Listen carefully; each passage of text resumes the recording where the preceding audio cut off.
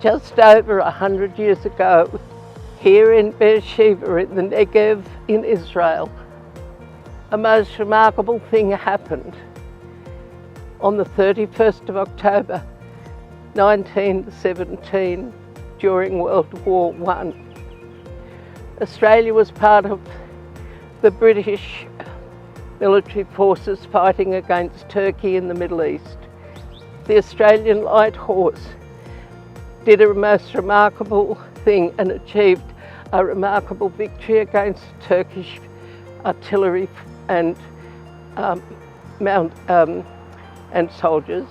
And what happened was that they needed to take Beer Sheba, and the Australian Light Horse, the 12th and the 4th Mounted Regiments of the Australian Light Horse charged the town of Beer Sheba so that they could access the wells that Abraham had dug and were dated right back to the time of the patriarchs, because the horses had had no water for perhaps 36 hours, and it was a life or death struggle. And the Australians rode so hard and so valiantly that they were able to just leap over the trenches of the artillery of the Turks and capture the wells and the town of Beer Sheba. Now, the remarkable thing about this was that it opened the way for the British forces to move up to Jerusalem, and in December, about 6 weeks later, General Allenby was able to take the city of Jerusalem for the British without firing a shot in the city. As a matter of fact, there's a story that the British dropped leaflets over Jerusalem naming General Allenby.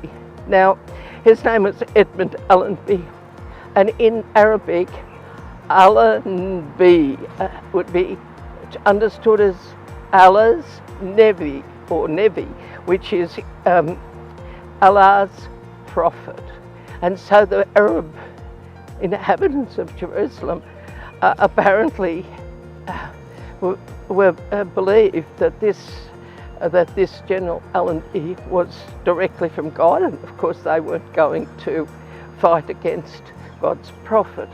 And so the city of Jerusalem fell to Britain, and the British mandate began.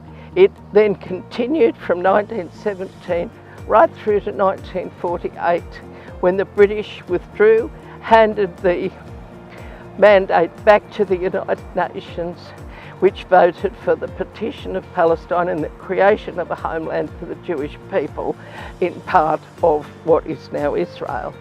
And so that's why Australia has made such a magnificent, permanent and important contribution to the foundation of the State of Israel and the return of the Jewish people after 2,000 years to their ancient homeland.